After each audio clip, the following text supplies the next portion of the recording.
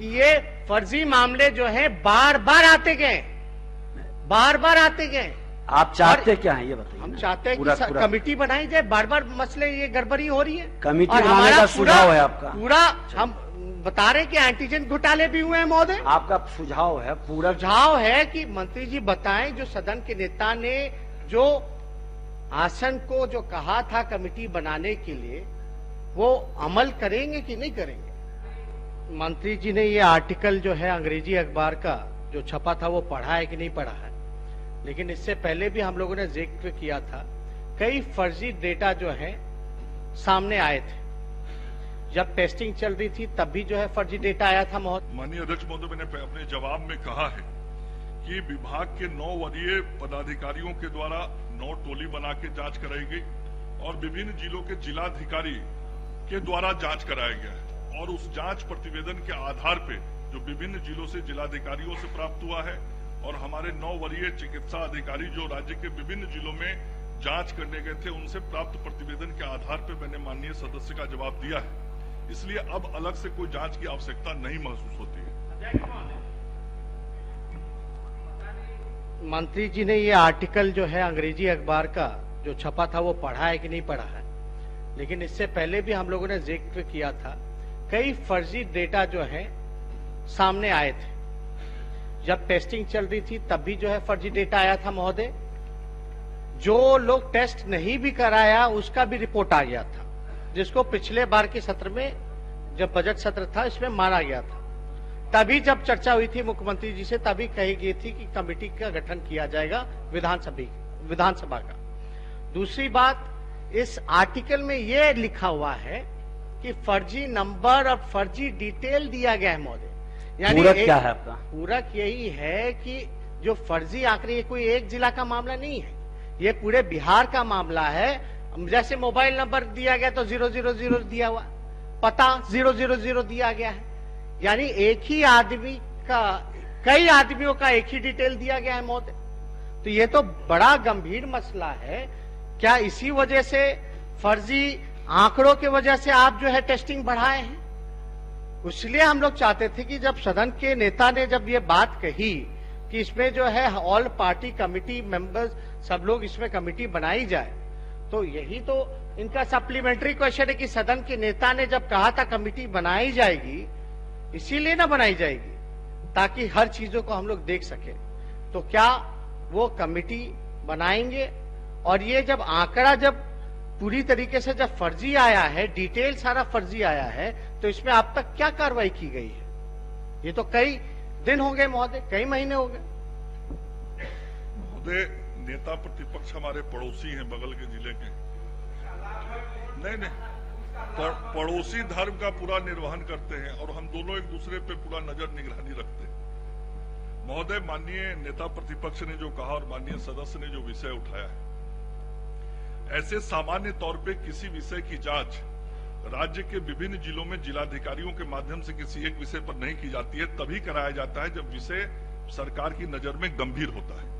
और सरकार की नजर में जब यह विषय इंडियन एक्सप्रेस अखबार के माध्यम से आया और विषय गंभीर लगा, तभी त्वरित कार्रवाई करते हुए उसी दिन ये 9 लोगों की टीम को विभिन्न जिलों में भेजा गया, जिलाधिकारियों से जांच करवाई गई, और जब सभी जांच के प्रतिवेदन आए हैं तभी मैंने सदन को बताया है कि जमुई जिले में गड़बड़ी पाई गई और जहां गड़बड़ी पाई गई वहां पर कार्रवाई किया गया, अन्य किसी जगह से गड़बड़ी की सूचना नहीं मिली है। जहां तक नेता प्रतिपक्ष ने माननीय नेता सदन के द्वारा पिछले सत्र में कोई कमेटी गठित करने की बात की है, मैं माननीय नेता प्रतिपक्ष को वो एक दिन की कार्रवाई थी वो याद कराना चाहूंगा कि स्वयं नेता प्रतिपक्ष ने, और वो महोदय मैं आपसे भी कहूंगा कि पिछला बार जो सदन की कार्रवाई चली थी, उस सदन की कार्रवाई में माननीय नेता प्रतिपक्ष का बयान मुद्रित है।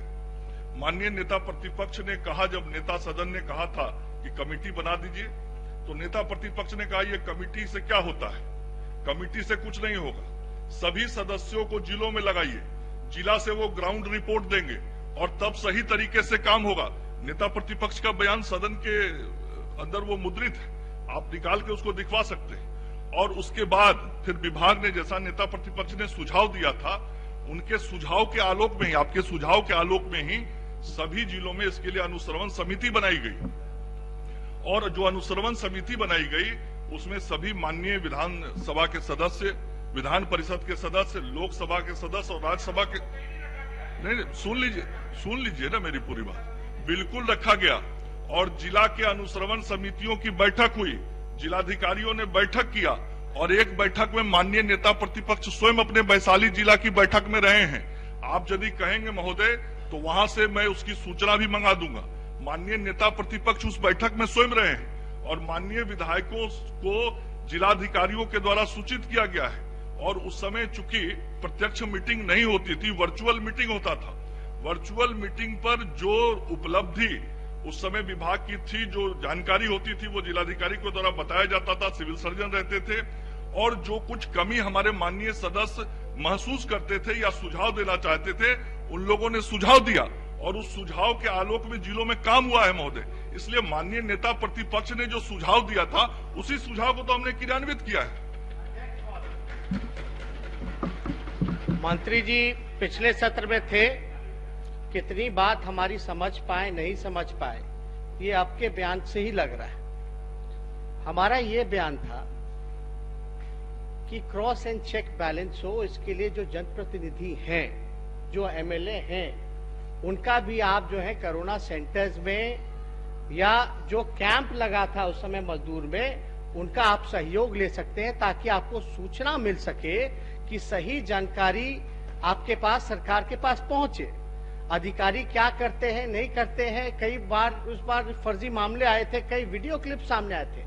इसको लेकर के हमने कहा था, कमेटी को लेकर के हमने ये नहीं बोला कि भाई कमेटी से कुछ नहीं होगा। अंतिम में ही मुख्यमंत्री जी ने ये उत्तर दिया था। हमारी बात खत्म हो जाने के बाद, उसके बाद पूरी सदन की सहमति थी महोदय कि कमेटी बनाई जाए। उस समय के तत्कालीन अध्यक्ष अभी महोदय शिक्षा मंत्री हैं, हम चाहेंगे कम से कम उन्हीं से पूछ लीजिए। तो ये कहीं भी रिकॉर्ड में ये नहीं है कि कमेटी से क्या होगा। ये तो हमारी ही मांग थी कि कमेटी होनी चाहिए। और कई फर्जी मामले आए तभी ना महोदय 3 प्रधान सचिव और जो है वो हेल्थ विभाग के बदले गए। अगर हम लोग गंभीर नहीं होते तो इतने विस्तृत रूप से इन्होंने जवाब दिया। महोदय लास्ट में बताइए क्या? नहीं, बोलने से जवाब नहीं ना होता है, कुछ भी अनर्गल बोलते चले। अध्यक्ष डिटेल में बता दिए हैं। अध्यक्ष महोदय बताइए। पूरक यही है कि इन्होंने हमको कहा कि कमेटी से कुछ नहीं होता मेरा है। वो तो प्रोसीडिंग में होगा, इनके कहने से हमने यही कहा था कि भाई होगा। जनप्रतिनिधियों का सहयोग लिया जाए, जो मजदूर आ रहे हैं, जो सेंटर बना है उसमें क्रॉस एंड चेक बैलेंस रहेगा। तो हम यही कह रहे हैं मंत्री जी से कि ये फर्जी मामले जो है बार बार आते गए। आप चाहते क्या है ये बताइए? हम चाहते हैं कि कमेटी बनाई जाए। बार बार मसले ये गड़बड़ी हो रही है। कमेटी बनाने का सुझाव है आपका? पूरा हम बता रहे हैं कि एंटीजन घोटाले भी हुए हैं महोदय। आपका सुझाव है? पूरा सुझाव है कि मंत्री जी बताएं, जो सदन के नेता ने जो आसन को जो कहा था कमेटी बनाने के लिए, वो अमल करेंगे कि नहीं करेंगे? महोदय पिछले बार का प्रोसीडिंग निकाल लीजिए। नेता प्रतिपक्ष भी वही हैं जो आज हैं।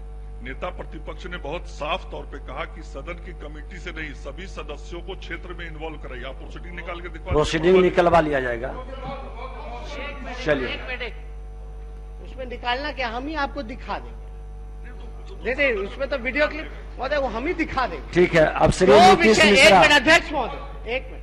अब आप दो अलग विषय है मंत्री जी। आप नहीं, आपका समाप्त। अध्यक्ष महोदय, 2 विषय था। एक ही जनप्रतिनिधि जितना है उनका उपयोग कीजिए ताकि क्रॉस एंड चेक बैलेंस रहेगा। ठीक। एक कमेटी की बात जो थी वो मैंने नहीं की थी, खुद स्वयं सदन के नेता ने ये ऑफर किया था। कमेटी के बारे में तो हमने बोला ही नहीं था। कमेटी के बारे में तो खुद नेता सदन ने कहा था आसन को कि आप जो है कमेटी बनवा दीजिए। जो फर्जी मामले आ रहे पूरा सदन जो है वो देखेगा। आप मंगल पांडे जी अगर सदन में आप रहे तो कम से कम जागते रहिए। आप मंत्री आपदा प्रबंधन कुछ और चलता।